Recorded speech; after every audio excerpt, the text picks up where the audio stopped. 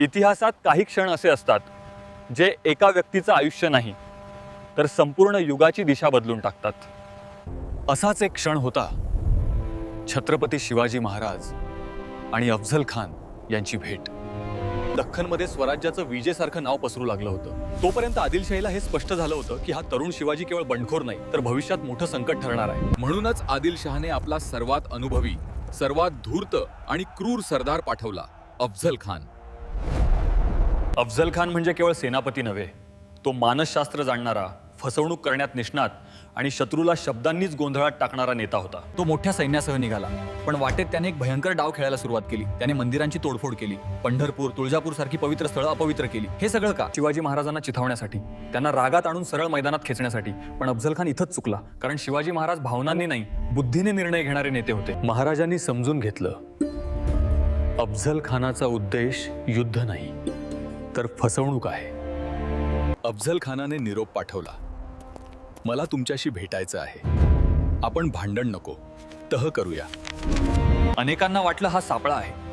महाराजांना सुद्धा माहित होतं ही भेट धोक्याची आहे, पण त्यांनी ठरवलं शत्रूच्या सापळ्यात जाऊनच त्याला हरवायचं। भेटीचं ठिकाण ठरलं प्रतापगडाच्या पायथ्याशी, जंगलात, एका तंबूत। अट ठरली, दोघेही एकटेच येतील। अफझल खान आतून हसत होता, कारण त्याने आधीच ठरवलं होतं भेटीतच शिवाजी महाराजांचा काटा काढायचा। दुसरीकडे महाराज शांत होते पण सजग होते। भेटीच्या आधी त्यांनी बिचवा कमरेला लपवला, हातात घातले वाघनख, अंगात चिलखत। हे भीतीमुळे नव्हे तर शहाणपणामुळे। भेटीच क्षण आला। अफझल खान उंच, बलाढ्य शरीरयष्टीचा, शिवाजी महाराज त्याच्यापेक्षा बरेच लहान। अफझल खानाने महाराजांना मिठी मारण्याचं नाटक केलं, पण त्या मिठीतच त्याने कट्ट्यार काढून वार करण्याचा प्रयत्न केला। तो क्षणभर सगळं थांबलं, पण शिवाजी महाराज तयार होते।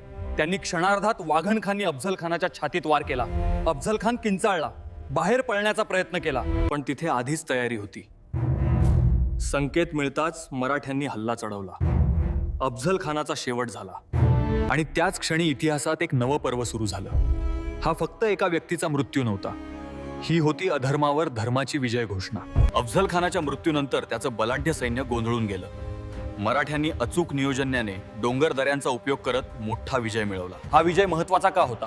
कारण यानंतर संपूर्ण दख्खनला समजले की छत्रपती शिवाजी महाराजांना कमी लेखणं म्हणजे स्वतःचा विनाश ओढवून घेणं। विजय तलवारीचा नव्हता, तो होता बुद्धीचा, संयमाचा आणि धैर्याचा। शिवाजी महाराजांनी नेहमीच सरळ युद्ध टाळलं, ते शत्रूपेक्षा एक पाऊल पुढे विचार करतं।